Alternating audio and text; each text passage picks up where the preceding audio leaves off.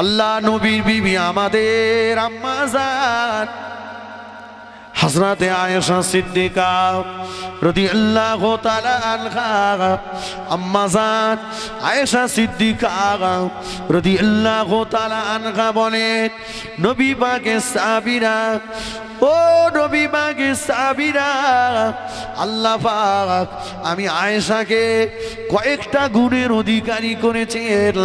আল্লাহ পাক আমাকে কয়েকটা সম্মানে সম্মানিত করেছেন। আল্লাহ নবীর বিবি আমাদের আম্মা জান আয়েশা সিদ্দিকা রাদিয়াল্লাহু তাআলা আনহা বলেন, শুনে রাখো ও নবী পাকে এ সাহাবীরা, আল্লাহ নবীর 9টা 11টা বিবি, 9টা 11টা বিবির ভিতরে কেবলমাত্র আমি আয়েশা হলাম আল্লাহ নবীর একমাত্র কুমারী বিবি। বলো সুবহানাল্লাহ।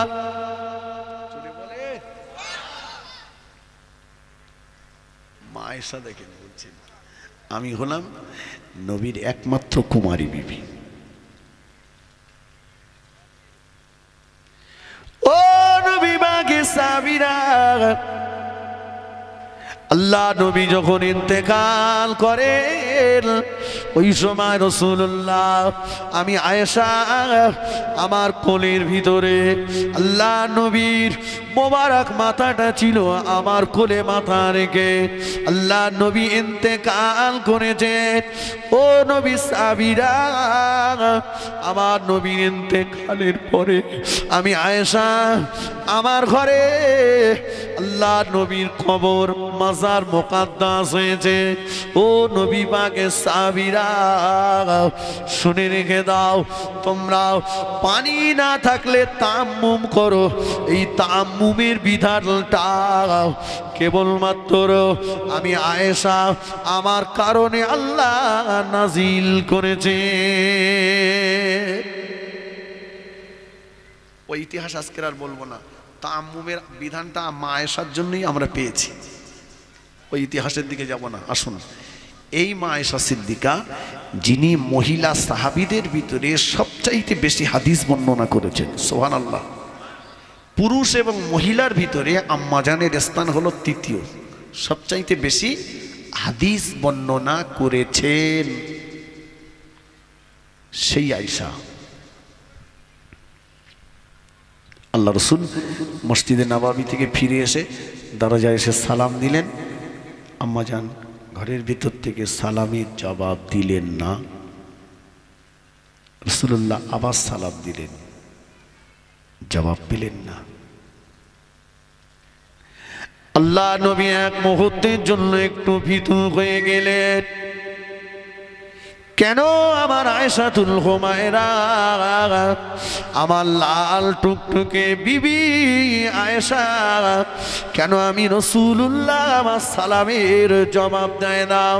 আল্লাহ নবী দরজাতে একটু মৃদু আঘাত করলেন, দরজাটা খুলে গেল।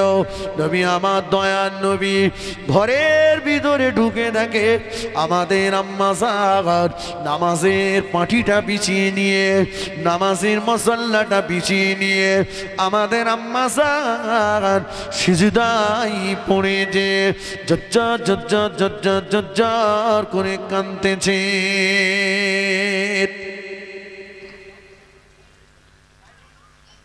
কাঁদছেন। শোনেন, আল্লাহ রাসূল কিছুক্ষণ অপেক্ষা করলেন। কিছুক্ষণ পরে আম্মা জান সিজদা থেকে মাথা তুললেন। আয়েশা, দুপুরবেলা রান্না বাড়া ফেলে রেখে ঘরে দরজা দিয়ে এমন করে সিজদায় পড়ে যে কাঁদছো কেন? কি হয়েছে তোমার? আম্মা জান আয়েশা সিদ্দিকা রাদিয়াল্লাহু তাআলা আনহা বলেছিলেন, ইয়া রাসূলুল্লাহ,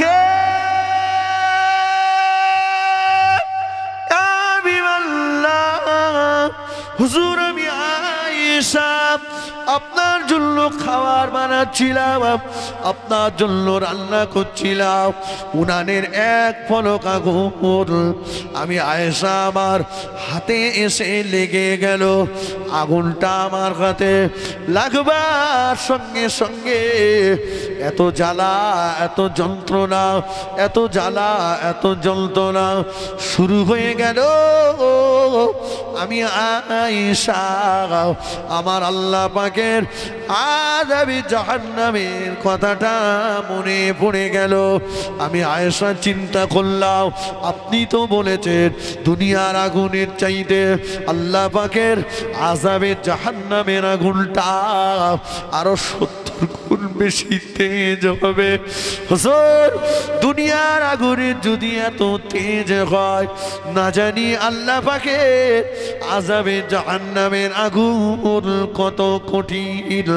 আমি আয়েশা আমার কোনো অপরাধের কারণে, আমার কোনো পাপের কারণে যদি আল্লাহ আমাকে জাহান্নামী বানিয়ে দেন, আমি আয়েশা কেমন করে আল্লাহ পাকের আযাবে জাহান্নামের আগুন সহ্য করব? এই না চিন্তা করে রান্না বাড়া ফেলে রেখে ঘরের ভিতরে দরজা জানালা বন্ধ করে দিয়ে সিজদায় পড়ে যে আল্লাহ পাকের আযাবে জাহান্নামের ভয়ে কাঁদিতেছি। একটু জোরে বলুন সুবহানাল্লাহ। আল্লাহ নবী বলেছিলেন, কাঁদো কাঁদো কাঁদো কাঁদো কাঁদো, ও বিবি আয়েশা কাঁদো, আল্লাহ পাকের আযাবে জাহান্নামের ভয়ে কাঁদো। আয়েশা শুনে রাখো, জাহান্নামের আগুন পৃথিবীর কোনো কিছুকে ভয় করে না। জাহান্নামের আগুন পৃথিবীর কোনো কিছুকে ভয় পায় না। বান্দা বান্দি যদি জাহান্নামের ভয়ে কাঁদে, আল্লাহর বান্দি যদি জাহান্নামের ভয়ে চোখের পানি ফেলে, বান্দা দুফোঁটা চোখের পানিতে আল্লাহ পাকের আযাবে জাহান্নামের আগুনটা দপ করে ঠান্ডা হয়ে যায়। জোরে বলতে পারলেন না?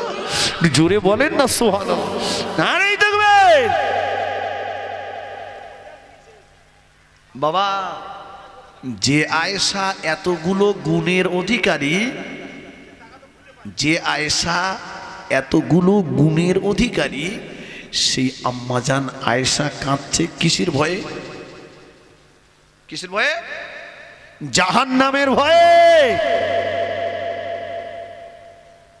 আমাদের আয়েশারা কেঁদেছে।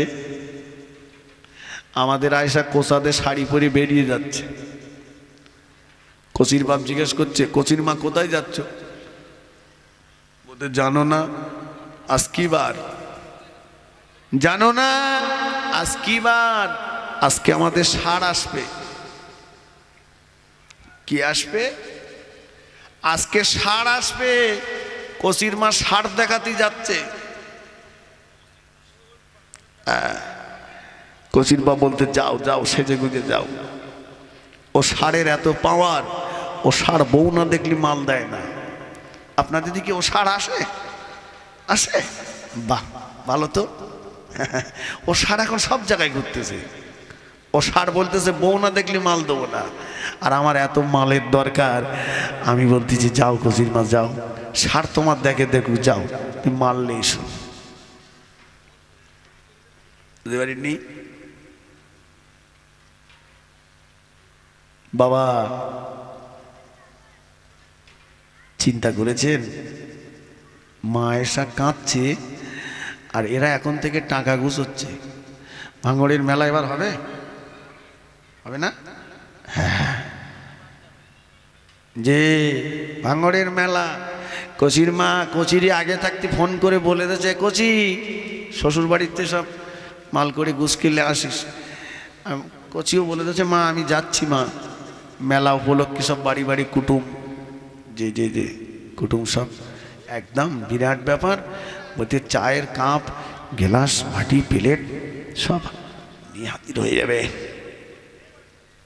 তবে এই গ্রামটার নাম কি? বিবিরাইটির মা বোনেরা ভালো, এরা মেলায় টেলায় যায় না, এরা মেলায় যাবে না। ফজরের নামাজ পড়েছে, চাচা বারান্দায় বসে জিকির করতেছে আল্লাহ আল্লাহ আল্লাহ আল্লাহ। দুটো জিনিস দেখলাম, বাইরের দিকে চেয়ে দেখি চাচা যে পাকার তলায় বসে রয়েছে ওটা হুপ মারা কারেন, আর যে তক্ত বসে বসে রয়েছে ওটা ভাঙড়ের মেলার থেকে একটু কম দামে কিনে এনেছে।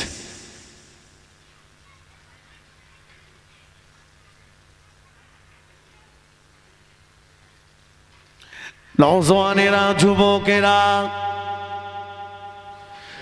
ও আমার মা বোনেরা শুনে রাখুন, মেলায় যাওয়া খারাপ, মেলায় যাওয়া খারাপ, মেলায় যাওয়া খারাপ, মেলায় দোকান দেওয়াও খারাপ, মেলার দোকান থেকে খাবার কিনে এনে খাওয়াও খারাপ।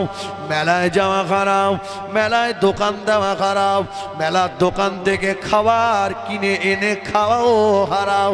মেলার দোকান থেকে খাবার কিনে এনে বাচ্চাদের খাওয়ানো যাবে না। মেলার থেকে যে পানির গ্লাস কিনে আনা হয়েছে ওই গ্লাসে কোনো মুসলমান পানি খেতে পারে না। মেলায় বসানো দোকান থেকে চায়ের কাপ কিনে আনা হয়েছে, ওই কাপে কোনো মুসলমান চা খেতে পারে না। মেলায় বসানো দোকান থেকে যে ভাতের প্লেট কিনে আনা হয়েছে ওই প্লেটে কোনো মুসলমান ভাত খেতে পারে না। মেলায় বসানো দোকান থেকে যে চামচ কিনে আনা হয়েছে ওই চামচে কোনো মুসলমান নাস্তা করতে পারে না। মেলায় বসানো দোকান থেকে, মেলায় বসানো দোকান থেকে যে পিরিচ কিনে আনা হয়েছে ওই পিরিচে কোনো মুসলমান নাস্তা খেতে পারে না।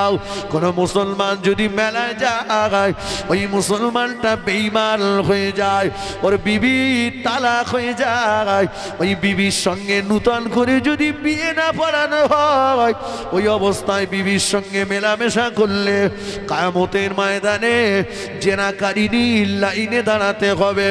ওই অবস্থাতে বিবির গর্ভে যদি বাচ্চা আসে ওই বাচ্চাগুলো অবৈধ বাচ্চা হবে।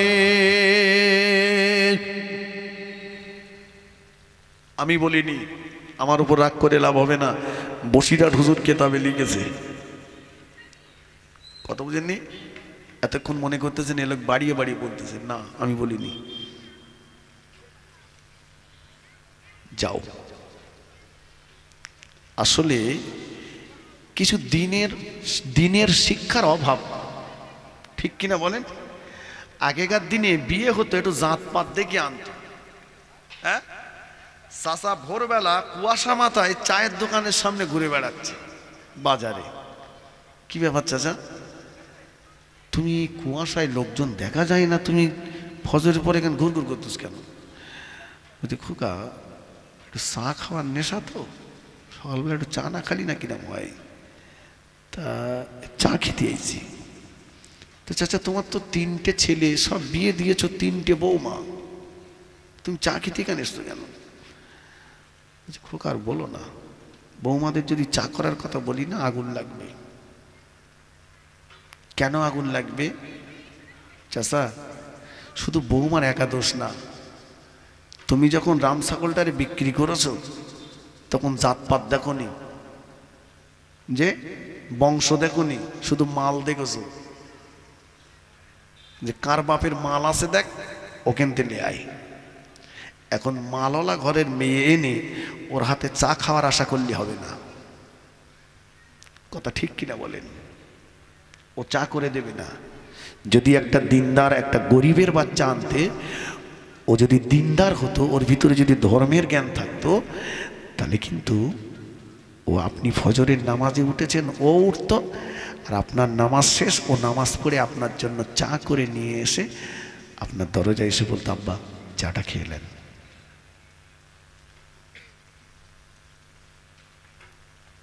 ইব্রাহিম আলাইহিস সালাম খলিল, আল্লাহর নবী, গল্প না, বুখারী শরীফের হাদিস। ইব্রাহিম আলাইহিস সালাম ছেলে ইসমাইল আলাইহিস সালাম, তো একদিন ছেলের বাড়িতে গেছেন, যে দেখছেন ইসমাইল আলাইহিস সালাম বাড়িতে নেই, যে ইসমাইল সাল্লাম বাড়িতে নেই। তো আল্লাহর খলিল ইব্রাহিম খলিলুল্লাহ যে বললেন, আল্লাহর খলিল ইব্রাহিম খলিলুল্লাহ যে সালাম দিলেন, আসসালামু আলাইকুম ইয়া আহলাল বাইত। ঘরের ভিতর থেকে সালামের জবাব দিল, আওয়াজটা একটু কর্কশ আওয়াজ। কি আওয়াজ? কর্কশ আওয়াজ। তো ইব্রাহিম আলাইহিস সালাম বলছেন, কাইফা হালুকা ইয়া উম্মি, মা কেমন আছো? খুব একটা ভালো না। কি বললো? খুব একটা ভালো না। ইব্রাহিম আলাইহিস সালাম বললেন, মা তোমাদের সংসার কেমন চলছে? স্বামী স্ত্রী কেমন জীবন যাপন করছো তোমরা? খুব একটা ভালো না, কোন রকমে যাচ্ছে। ইব্রাহিম আলাইহিস সালাম বললেন, মা চলে যাচ্ছি। কে আপনি? আপনার পরিচয়টা বলে যান। আমার পরিচয় জানতে হবে না, তবে তোমার স্বামী বাড়ি আসলে তুমি বলো, এই রকম একটা মুরব্বি গোছের মানুষ এসে বলে গিয়েছে, তোমার স্বামী বাড়ি আসলে বলে দিও ঘরের চৌকাঠটা যেন পাল্টে নেয়। ঘরের চৌকাঠটা যেন পাল্টে নেয়। গল্প না, কিন্তু বুখারী শরীফের হাদিস বলছি। তো ইসমাঈল আলাইহিস সালাম বাড়িতে আসলেন, স্ত্রী ওনাকে সব কথা বললেন। ইব্রাহিম খলিলুল্লাহ ইসমাঈল আলাইহিস সালাম ওই কথাটা শুনে সঙ্গে সঙ্গে বললেন, বিবি কি সর্বনাশ করলে তুমি? জানো উনি কে? উনি হচ্ছেন আমার আব্বা। আর চৌকাঠ পাল্টাতে বলেছে মানে তোমাকে তালাক দিতে বলেছে। তোমাকে তালাক দিতে বলেছে, কারণ তুমি আল্লাহ পাকের শুকরিয়া আদায় করনি। তোমাকে যখন জিজ্ঞাসা করেছে মা কেমন আছো, আল্লাহ পাক যে হালতে রাখেন সেটাই তো বলতে হবে আলহামদুলিল্লাহ। ঠিক কিনা বলেন? আচ্ছা, আমাকে কে সৃষ্টি করেছেন? আল্লাহ করেছেন সৃষ্টি। তো আমার সম্পর্কে আপনার সম্পর্কে আল্লাহ তো ভালোই জানেন, সব জানেন আল্লাহ। অমাবস্যার কালো ঘুটঘুটে অন্ধকার রাতে পাহাড়ের চূড়ায় যদি একটা ছোট্ট পিপিলিকা চলে, ওই পিপিলিকার পায়ের আওয়াজটাও আল্লাহ শুনতে পান। আল্লাহ যিনি আমার মালিক, যিনি আমার স্রষ্টা, তিনি আমাকে যেভাবে রেখেছেন সবসময় তার প্রতি সন্তুষ্টই থাকতে হবে। তিনি যেমনটি চেয়েছেন তেমনটি আছি, ঠিক কিনা? মালিক যেটা চেয়েছেন আছি। নবী আইয়ুব আলাইহিস সালাম 18টা বছর রোগগ্রস্ত। ক বছর? 18 বছর। সমস্ত শরীরে ঘা হয়ে গেছে, 3টে স্ত্রী চলে গেছে, গ্রামের মানুষেরা গ্রাম থেকে বার করে দিয়েছে। একটি বারের জন্য বলিনি আল্লাহ আমি তোমার নবী, আর তুমি আমাকে এইভাবে কষ্ট দিচ্ছ, তুমি আমাকে এত রোগ দিয়েছ, আল্লাহ রোগ শেফা দাও, বলিনি। যখন নবী আইয়ুব আলাইহিস সালামের জবানে জিহ্বায় ঘা হওয়া শুরু হয়েছে, তখন নবী আইয়ুব আলাইহিস সালাম বলছে, রহমান। এটা সুবহানাল্লাহ বলে, এটা জোরে হয় না? সুবহানাল্লাহ বলে। কি কথা দেখেন! রহমান, ওগো দয়াময়, ওগো আমার মালিক, তুমি আমার গোটা শরীর ঘা দিয়ে পচিয়ে দিয়েছ, পোকা ধরেছে। আমি এরপরেও তোমার সিদ্ধান্তের বাইরে কোনো কথা বলিনি, কিন্তু গো দয়াময়, আজকে দেখছি আমার জবানটাও নাড়াচাড়া করতে আমার অসুবিধা হচ্ছে। আমার জবানে তুমি ঘা দিয়েছ মালিক, তুমি আমার গোটা শরীর পচিয়ে দিলেও আমি জবান দিয়ে তোমার তসবিহ, তোমার প্রশংসা, তোমার গুণকীর্তন করতাম মালিক। তুমি যদি আমার এই জবানটাকেও ঘা দাও, আমি এই জবান দিয়ে তো তোমাকে আর রহমান, তোমাকে মালিক, আল্লাহ বলে তো আর ডাকতে পারবো না। আল্লাহ, আমার শুধু একটাই দাবি, তুমি আমার গোটা শরীরটা পচিয়ে দাও, কিন্তু আমার এই জবান দিয়ে তোমার প্রশংসার তসবিহটা করার সুযোগ দাও। সুবহানাল্লাহ। আল্লাহ পাকের রহমতে দরিয়ায় জোশ মেরে গেল। আল্লাহ পাক বললেন, আইয়ুব, ও আমার নবী আইয়ুব, 18টা বছর ধরে রোগগ্রস্ত করে, 18টা বছর ধরে রোগাক্রান্ত করে রাখলাম। 3টে বিবি চলে গেল, ঘর বাড়ি ছেড়ে দিতে হলো, সারাদিন অনাহারে থাকতে হয়। নবী আইয়ুব, এখনো তুমি তোমার জবান দিয়ে বলছো আমি আল্লাহ রহমান, আমি আল্লাহ দয়াবান, আমি আল্লাহ দয়াময় দয়াবান। ও আমার নবী আইয়ুব, তুমি যখন এখনো স্বীকার করছো আমি আল্লাহ দয়াবান, আমি আল্লাহ দয়াময়, নবী আইয়ুব রে, তুমি আমার পরীক্ষায় 1st ডিভিশনে পাস করেছো, তুমি তোমার কদম দিয়ে আমি আল্লাহ আমার জমিনে একটা মৃদু আঘাত করো। নবী আইয়ুব আলাইহিস সালাম কদম দিয়ে আল্লাহ জমিনে একটা মৃদু আঘাত করলেন। ওই জায়গা দিয়ে পানি নির্গত হলো, পানির ফোয়ারা বার হয়ে গেল। আল্লাহ পাক বললেন, ও আমার নবী আইয়ুব, ওই পানিটা পান করো, ওই পানিতে গোসল করো। নবী আইয়ুব আলাইহিস সালাম ওই পানি পান করলেন, ওই পানিতে গোসল করলেন। আল্লাহ পাক 18টা বছরের রোগ যাতনা থেকে নবী আইয়ুব আলাইহিস সালামকে মুক্তি দিয়ে দিলেন। আর একটু জোরে বলুন সুবহানাল্লাহ। তাহলে আল্লাহর উপরে সন্তুষ্ট থাকতে হবে নাকি? উচিত দেখুন, আমার কাছে তো এখানে দেওয়ার মতো কিছু নেই, তবে আমার 70 বছরের নির্ভেজাল আমল ইবাদত রয়েছে। যদি আমাকে 1 গ্লাস পানি দেন, 1 গ্লাস পানির বিনিময়ে আমি যে 70 বছর হায়াত পেয়েছিলাম, এই 70 বছরের নির্ভেজাল আমলটাই আপনাকে দিয়ে দেব। পানি দিয়ে দিলেন, 1 গ্লাস পানি দিলেন, পান করলেন, ইবাদত। বান্দা আল্লাহর দরবারে হাজির। আল্লাহ সব জানেন তো নাকি? আল্লাহ জিজ্ঞাসা করবেন, বান্দা কি হলো, জাহান্নাম দেখেছো? দেখেছি আল্লাহ। তারপর কলিজা ফেটে যাচ্ছিল, বুক ফেটে যাচ্ছিল। তারপর আল্লাহ পানি পানি করে চিল্লাচ্ছিলাম, একজন পানি দিয়েছে। যে পানিটা কি ফিরে দিয়েছে? না আল্লাহ, 1 গ্লাস পানির বিনিময়ে আমার 70 বছরের ইবাদত দিয়ে দিতে হয়েছে। আল্লাহ পাক ওই সময় বান্দা, ও আমার বান্দা,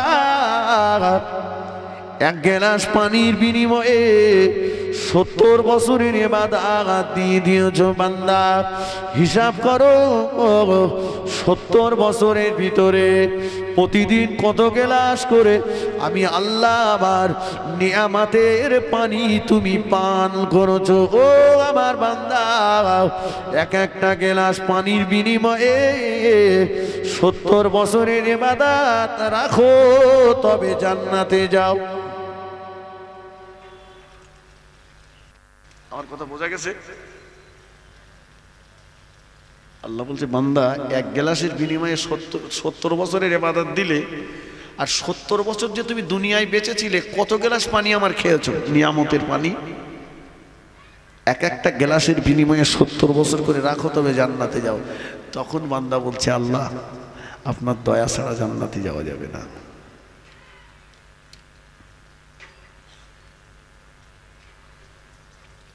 যে খোদ রাসূলুল্লাহ বলেছিলেন, আল্লাহ পাকের দয়া, আল্লাহ পাকের ক্ষমা আমাকে বেষ্টন করবে, আমি জান্নাত পেয়ে যাব। আল্লাহর দয়া ক্ষমা ছাড়া আমি মুহাম্মদ সাল্লাল্লাহু আলাইহি ওয়াসাল্লাম জান্নাতে যেতে পারবো না। জোরে বলুন, জোরে হবে না? কিছু মানুষ আমরা মনে করেছি জান্নাত মামুর বাড়ি। যে ও আল্লাহ পাক আযাবে জাহান্নামটাকে বানালেন আল্লাহ পাক দয়ার জান্নাতটাকে বানালেন। জাহান্নাম হলো 7টা আর জান্নাত হলো 8টা। তাই তো নাকি? জাহান্নাম কটা? কি সর্বনাশ বলেন দিন, একটু কথা বলে। জাহান্নাম কটা? 7টা আর জান্নাত 8টা। দেখেছেন আল্লাহ কত ভালোবাসেন। তো আল্লাহ জান্নাত তৈরি করে জাহান্নাম তৈরি করে, আমরা একটু ভালো ঘরটর বানালি, লোকজন আসলি বলি চলো একটু আসেন বাড়িটা একটু দেখেন, ঘুরে ঘুরে দেখেন কেমন হয়েছে। তো আল্লাহ ফেরেশতা জিবরাইল আমিনকে বললেন, জিবরাইল দেখে এসো তো আমি আল্লাহ আমার জান্নাত আর জাহান্নামটা কেমন হয়েছে। আল্লাহ পাকের ফেরেশতা জিবরাইল আমিন আলাইহিস সালাম আল্লাহ পাকের আযাবে জাহান্নাম এবং আল্লাহ পাকের দয়ার জান্নাতটা ঘুরে ঘুরে ঘুরে ঘুরে আসলেন। আল্লাহ পাককে বললেন, ও রব্বুল আলামিন আল্লাহ পাক, আপনার দয়ার জান্নাত, আপনার দয়ার জান্নাত একটা কষ্টের পর্দা দিয়ে ঘেরা আছে। আল্লাহ পাক জান্নাতে যেতে গেলে ওই কষ্টের পর্দাটাকে ভেদ করে তবেই আপনার দয়ার জান্নাতে যেতে হবে। ও রব্বুল আলামিন আল্লাহ পাক, আপনার আযাবে জাহান্নামটা একটা ইচ্ছার পর্দা দিয়ে ঘেরা আছে, ইচ্ছা করলেই জাহান্নামে যাওয়া যাবে।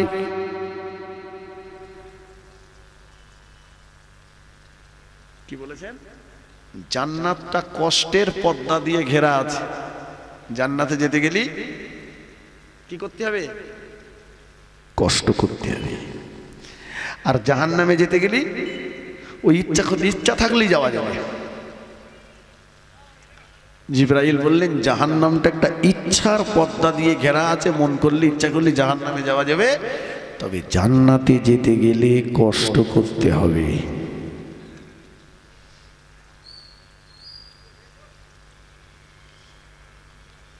আচ্ছা, কোনোদিন চিন্তা হয়েছে, বাবা আমার বাপেরা এটা আমার দিকে খেয়াল করেন, চিন্তা হয়েছে আচ্ছা জীবনে এখনো কতদিন বাঁচার ইচ্ছা? আল্লাহ রাসূল বলেছেন, আন-নাওমু আখুন মাউত, ঘুম হলো মরণের ভাই। ঘুম হলো মরণের ভাই। কোনো মানুষ যখন ঘুমিয়ে যায় তার ভিতর থেকে রূহটা বার হয়ে যায়, ওই রূহটা আসমান আর জমিনের মাঝখানে ঘুরতে থাকে, ঘুরে ঘুরে এসে যখন রূহটা আবার মানব দেহে প্রবেশ করে তখনই তার ঘুম ভাঙে। জলসা মধ্যরাত শেষ হবে, বাড়ি যাব, ঘুমিয়ে যাব, রূহ বেরিয়ে যাবে, ফিরে আসবে গ্যারান্টি আছে? কোনো গ্যারান্টি নেই। কিন্তু হই হই করে চায়ের দোকানে সময়, বাস্তায় দোকানে বাজারে সময়, বাড়িতে লোক কুটুম আত্মীয় স্বজন আছি, এই জায়গাটায় আসবার জন্য ব্যাকুল নাই।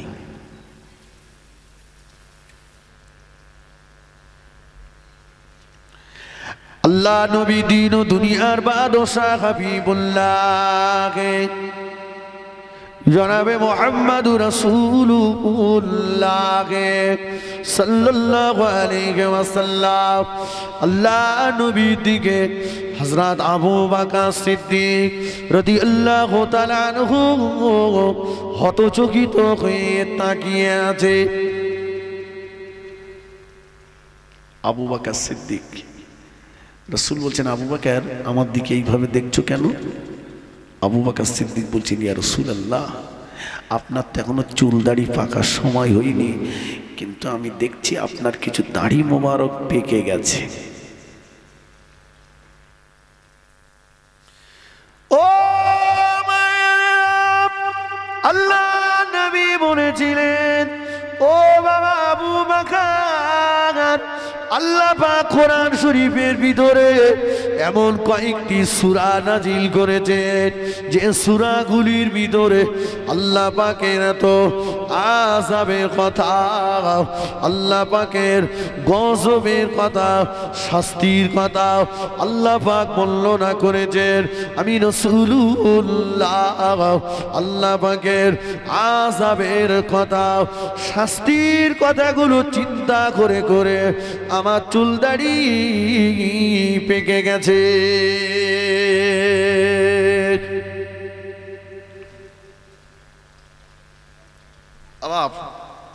রাসূলের চুল দাড়ি পেকেছে কেন? কথা বলেন। রাসূল বলছেন আল্লাহর আযাবের গজবের শাস্তির কথাগুলো চিন্তা করে করে আমার চুল দাড়ি পেকে গেছে। আমার নবীর ডাইনে বামে সামনে পিছনে কোনো গোনা ছিল? কোনো গোনা ছিল না। তাই যদি রাসূলুল্লাহ আযাবের ভয় করেন, শাস্তির ভয় করেন, জাহান্নামের ভয় করেন, রাসূল যদি আযাবের ভয়ে কাঁদেন, তাহলে আমাদের কত কান্নার দরকার।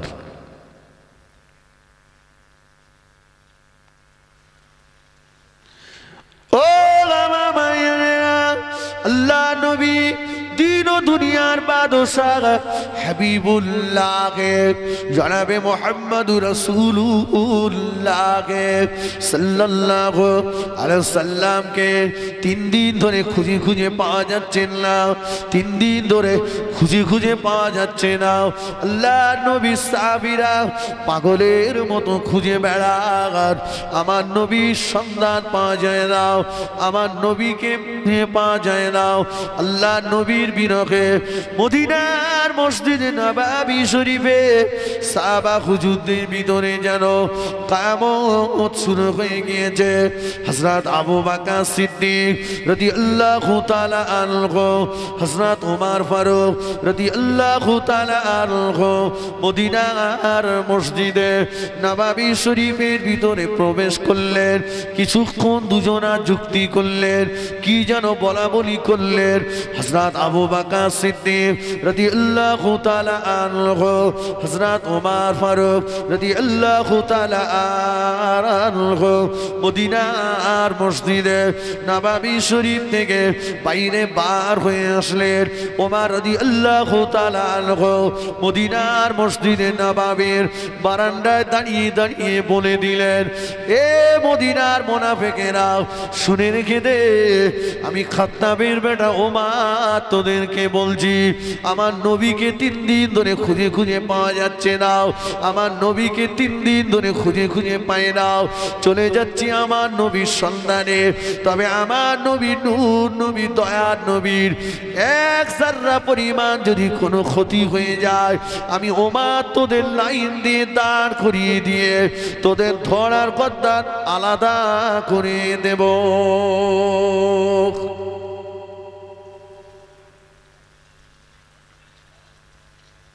ওমর রাদিয়াল্লাহু আনহু ধরার গদ্দার আলাদা করে দেব। ওমর যে রাস্তা দিয়ে যেত সে রাস্তায় 40 দিন শয়তান যেত না। সুবহানাল্লাহ। একটু আসতে বলেন, লোকে শুনতে পাচ্ছে। হ্যাঁ, স্বামী স্ত্রী কানে কানে বলা মতো বলেন। ফুটবল খেলার ময়দানে এখন তো আপনাদের এলাকাতে, বেশ ভাঙড় এলাকাতে প্রায় জায়গায় দেখছি ডে নাইট ফুটবল খেলা হচ্ছে। বল গোলের কাছে গেছে, এখনো ঢুকিনি, চাচার লুঙ্গিও হয়ে গেছে গোল।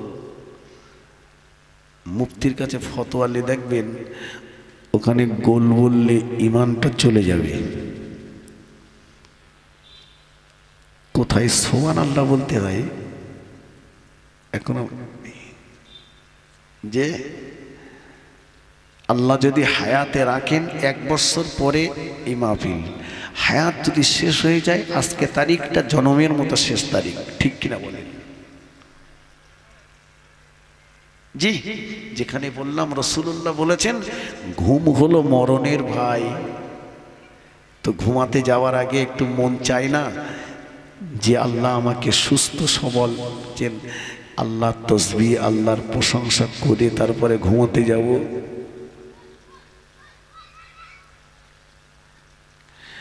আবু বকর সিদ্দিক রাদিয়াল্লাহু তাআলা আনহু, হযরত ওমর ফারুক রাদিয়াল্লাহু তাআলা আনহু দুজনা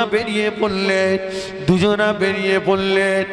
ও ভাইজানেরা, কিছু দূর যাওয়ার পরে একটা পাহাড় নজরে পড়ে গেল। কিছু দূর যাওয়ার পরে একটা পাহাড় নজরে এসে গেল। কে যেন পাহাড়ের উপরে বসে আছে। টুকটুক করে আগিয়ে গেলেন, যে দেখছেন অন্য কেউ নয়, ওটা হলো মদিনার একটা রাখাল। ওমর রাদিয়াল্লাহু তাআলা আনহু বললেন, ও মদিনার রাখাল, তুমি কি আমাদের নবীকে দেখেছো? মদিনার রাখালটা বলল, কে আপনাদের নবী? চিনি না আপনাকে, আপনাদের নবীকে জানি না, আপনাদের নবী কোথায় চিনি না, বলতে পারবো না। তবে আপনাদেরকে সন্ধান বলে দিচ্ছি, পাহাড়ের উল্টো দিকে যে খেজুর বাগানটা দেখতে পাওয়া যাচ্ছে, চলে যান ওই খেজুর বাগানের ভিতরে। যে দেখুন একজনা ব্যক্তি সিজদায় পড়ে যে রোনাজারি করছে, সিজদায় পড়ে যে একজনা ব্যক্তি কান্নাকাটি করছে। চলে যার, যদি উনি আপনাদের নবী হন, ওনাকে নিয়ে আপনারা বাড়ি চলে যান। কেননা ওনার কান্নার আওয়াজ পেয়ে আমার পালের ভিতরে যত মেষ দুম্বা ছাগল ভেড়া ছিল, কেউ তারা খাবারে মুখ দেয় না।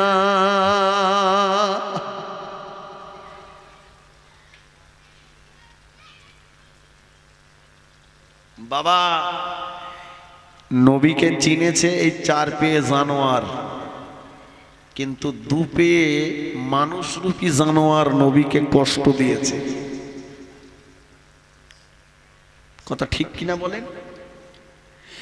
2 পেয়ে মানুষরূপী জানোয়ারেরা রাসূলুল্লাহর রাস্তায় কাটা বিছিয়েছে, রাসূলুল্লাহর গায়ে থুতু দিয়েছে, রাসূলুল্লাহকে পাগল বলেছে, রাসূলুল্লাহর জন্য রাস্তায় ধারে কুয়া খুঁড়েছে। আমার রাসূলের ঘরটা রাতের অন্ধকারে ঘিরে ফেলেছে, রাসূলকে দুনিয়া থেকে শহীদ করে দেবে। এই 2 পেয়ে মানুষরূপী জানোয়াররা রাসূলকে রক্তাক্ত করেছে, রাসূলের দন্দান মোবারক শহীদ করেছে। ঠিক কিনা বলে? অথচ 4 পেয়ে জানোয়ারেরা আমার নবীকে মোহাব্বত করেছে, ভালোবেসেছে। জোরে বলুন।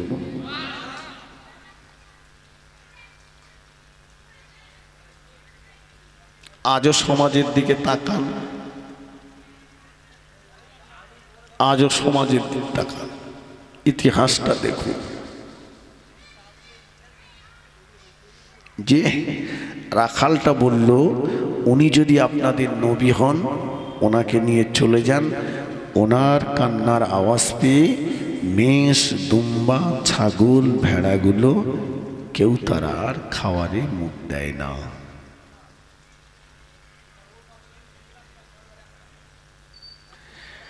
হযরত আবু বকর সিদ্দিক রাদিয়াল্লাহু তাআলা আনহু, হযরত ওমর ফারুক রাদিয়াল্লাহু তাআলা আনহু দুজনা মদিনার ওই খেজুর বাগানের ভিতরে ঢুকে গেলেন। মদিনার খেজুর বাগানের ভিতরে ঢুকে যে দেখেন একটা খেজুর গাছের তলায় সিজদায় পড়ে যে আল্লাহ নবী গুনাহগার উম্মতির জন্য রোনাজারি করছেন, গুনাহগার উম্মতির জন্য কাঁদছেন। আল্লাহ পাক, ও রব্বুল আলামিন, আল্লাহ পাক আমার উম্মতকে মাফ করে দেন, আমার উম্মতিকে ক্ষমা করে দেন, আমার উম্মতদেরকে জাহান্নামে দেবেন না, আমার উম্মতদেরকে জাহান্নামে দেবেন না। আল্লাহ আমার উম্মতিরা আপনার আযাবে জাহান্নাম সহ্য করতে পারবে না। আল্লাহ আমার উম্মতদেরকে জাহান্নামে দেবেন না, আমার উম্মতিকে জাহান্নামে জাহান্নামের আগুনে দেবেন না, সহ্য করতে পারবে না। আবু বকর সিদ্দিক রাদিয়াল্লাহু তাআলা আনহু বললেন, ইয়া রাসূলুল্লাহ, হাবিবাল্লাহ, কাঁদবেন না, আপনার কান্না সহ্য করতে পারি না। ইয়া রাসূলুল্লাহ, ইয়া হাবিবাল্লাহ, আমি আবু বকর আমার জীবনের তামাম নেকিগুলো আপনার গুনাহগার উম্মতির নাজাতের জন্য আপনার কদমে দিয়ে দেব। বলুন সুবহানাল্লাহ।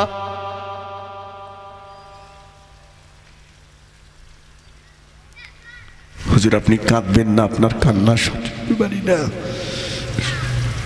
আমি আবু বকর আমার জীবনের সমস্ত নেকিগুলো আপনার উম্মতের নাজাতের জন্য দেব।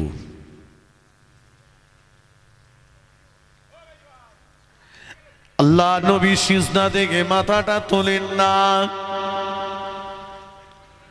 ও ভাইজানেরা, হযরতে ওমর ফারুক রাদিয়াল্লাহু তাআলা আনহু বললেন, ইয়া রাসূলুল্লাহ, হাবিবাল্লাহ, হুজুর কাঁদবেন না, আপনার কান্না সহ্য করতে পারি না। হুজুর কাঁদবেন না, আপনার কান্না সহ্য করতে পারি না। আমি ওমর আমার জীবনের তামাম নেকিগুলো গুনাহগার উম্মতির নাজাতের জন্য আপনার কদমে দিয়ে দেব। বলো সুবহানাল্লাহ। আল্লাহ নবী সিজদা থেকে মাথা তোলেন না। ওমর রাদিয়াল্লাহু তাআলা আনহু বললেন, ও আবু বকর, আপনি আমার নবী পাকের পাশে একটু দাঁড়ান। আমি যে দেখি কে আসলে, কাকে নিয়ে আসলে। আল্লাহ নবী সিজদা থেকে মাথাটা তুলবেন, কে আসলে, কাকে নিয়ে আসলে। আল্লাহ নবী সিজদা থেকে মাথাটা তুলবেন। ওমর রাদিয়াল্লাহু তাআলা আনহু খেজুর বাগান থেকে বার হয়ে আল্লাহ নবীর জামাতা শেরে খোদা আসাদুল্লাহিল গালিব হযরতে আলী কাররামাল্লাহু ওয়াজহাহুর কাছে রওনা হয়ে গেলেন। ছুটে ছুটে হযরত আলীর কাছে পৌঁছে গেলেন। ও নবী পাকের জামাতা আলী, আমার নবীর সংবাদ পেয়ে গিয়েছি, আমার নবীর সন্ধান পেয়ে গিয়েছি। মদিনার একটা খেজুর বাগানের ভিতরে আমার নবী সিজদায় পড়ে যে গুনাহগার উম্মতির নাজাতের জন্য কাঁদছে। ও নবীর জামাতা আলী, আমরা দুজনা গিয়েছিলাম। আল্লাহ নবী সিজদা থেকে মাথা তোলেননি। আমাদের মনে হয় আপনি গেলে নবী আর সিজদায় পড়ে থাকবেন না। হযরতে আলী রাদিয়াল্লাহু আনহু বললেন, ও নবী পাকের সাহাবীরা, আপনারা দুজনা গিয়েছিলেন, আমার নবী যখন মাথা তোলেননি, আমি আলী গেলেও হবে না, চলে যান। আমার দুই কলিজা টুকরা ইমাম হাসান আর ইমাম হুসাইন রাদিয়াল্লাহু তাআলা আনহুমা, দুই ভাইকে নিয়ে যান। হযরত ওমর রাদিয়াল্লাহু তাআলা আনহু ইমাম হাসান হুসাইনকে সঙ্গে নিয়ে মদিনার এই খেজুর বাগানের দিকে ছুটতে লাগলেন। ছুটে ছুটে ছুটে ছুটে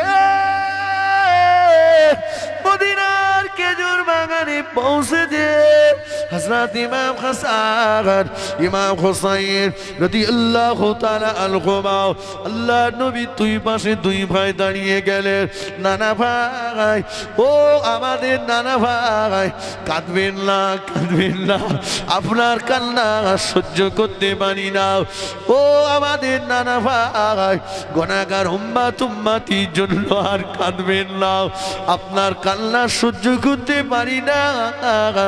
ও নানা ভাই, আমরা দুই ভাই আপনার গুনাহগার উম্মতি, আর আল্লাহ পাকের আযাবে জাহান্নাম, দুটোর মাঝখানে আমরা দুই ভাই প্রাচীর হয়ে যাব।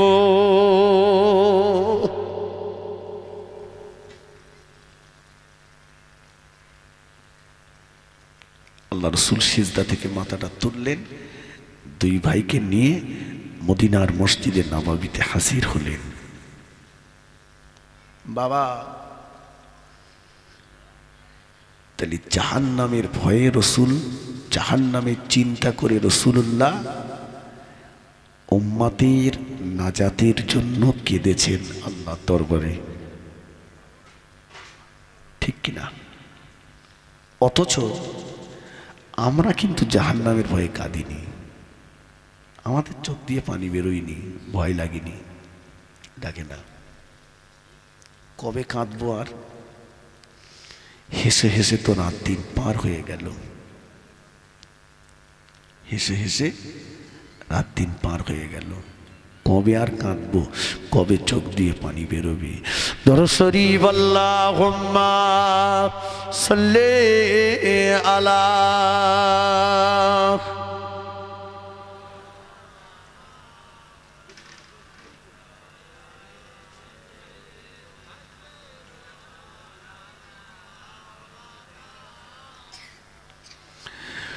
ও গো মা আমিনা,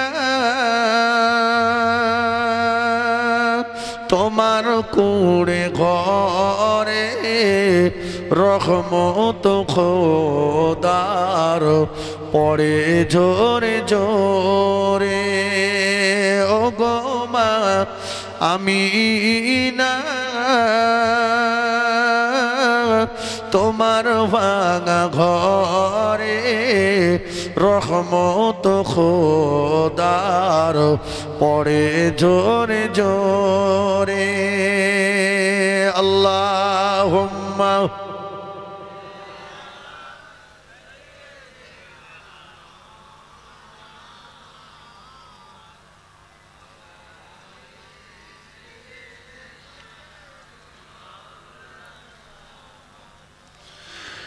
দোলে শিশু নবীজি আমিনার আঙিনায় কি ফুল ফোটালেন খোদা আব্দুল্লাহর বাগিচায়। সেই ফুলেরই খুশবুতে আর জগৎ গেল ভরে, রহমত খোদার পড়ে জোরে জোরে। ও গো মা আমিনা, তোমার কুড়ে ঘরে রহমত খোদার পড়ে জোরে জোরে। আল্লাহুম্মা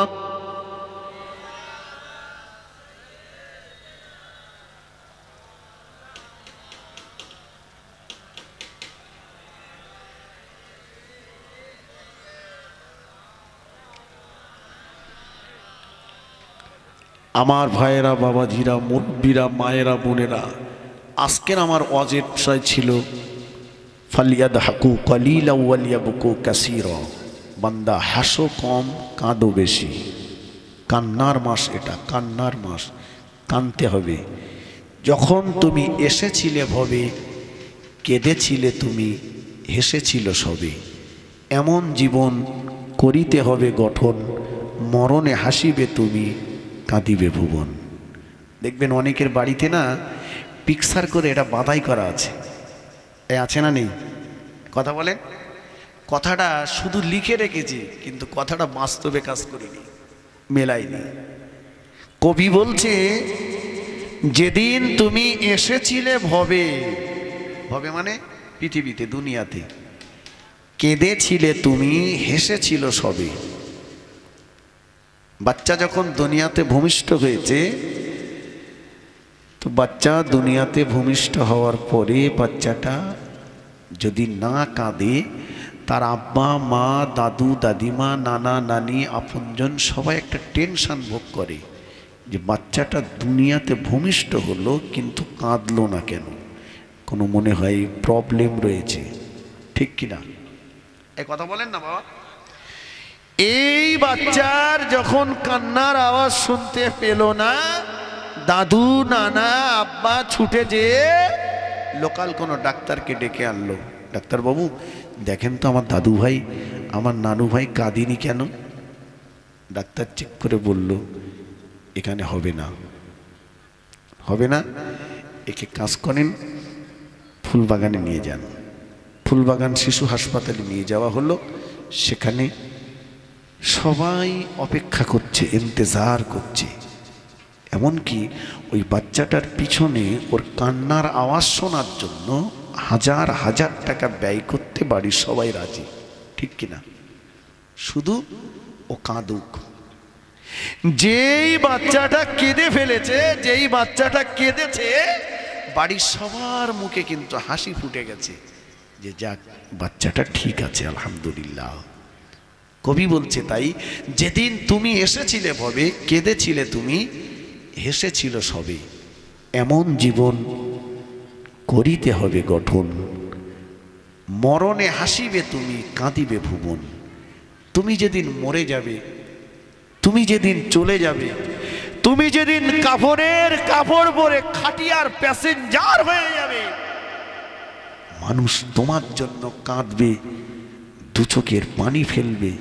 আহারে কি নিয়ামতকে আমরা হারিয়ে ফেলেছি, কি মানুষকে আমরা আজ হারিয়ে ফেলেছি। কথা ঠিক কিনা বলেন?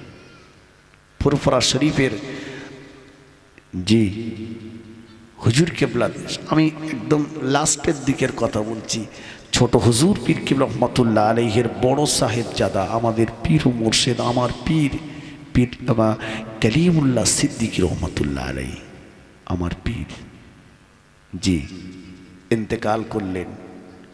জি বাংলা আসামের লক্ষ লক্ষ মানুষেরা নিজেদের কাজ ফেলে গাঁটির পয়সা খরচ করে খাওয়া ঘুম করে পাগলের মতো ফুরফুরায় ছুটল, আর চোখের পানিতে হুজুরকে দাফন করে আসলো, ঠিক কিনা বলেন? কি জীবন তৈরি করেছে মানুষ চোখের পানিতে। আজকে নিয়ামতকে আমরা হারিয়ে ফেলেছি। আমি যেদিন মরে যাব, লোকে যেন এ কথা বলে না যে শালা মরেছে না, ভালো হয়েছে, খুব জ্বালাচ্ছিল। বুঝতে পারিনি? সেই জীবনটা আমাদের গঠন করতে হবে। যে জীবন আপনাদের এলাকার অনেক কৃতি সন্তান, অনেক আলেম ওলামা আছে যারা আপনাদের হৃদয়ের স্পন্দন, যারা আপনাদের মন জয় করেছে, সকলের নাম হয়তো আমি জানি না, তবে জানি জি জনাব মরহুম মগফুর হযরত মৌলানা আব্দুল্লাহিল গালিব সাহেব হুজুর রহমতুল্লাহ আলাইহি, ঠিক কিনা বলেন? যে জীবন গঠন করেছেন ভাঙড়ের জমিনে, যে জনাব আলহাজ হযরত মৌলানা আব্দুল জলিল সাহেব হুজুর রহমতুল্লাহ আলাইহি, ঠিক কিনা বলেন? যারা চলে গেছে, জীবনটা বাবা সেই জীবন তৈরি করতে হবে। আর সেই জীবন তৈরি করতে গেলে কি আল্লাহ বলে, বান্দা তুমি কাঁদতে কাঁদতে দুনিয়ায় এসেছ, ওই কান্নার কথাটা তুমি মনে রাখবে। সর্ব অবস্থাতেই তুমি বান্দা চোখের পানি ফেলবে। তোমার চোখের পানি আমি আল্লাহ আমার কাছে বড় পছন্দনীয়। সুবহানাল্লাহ বলে।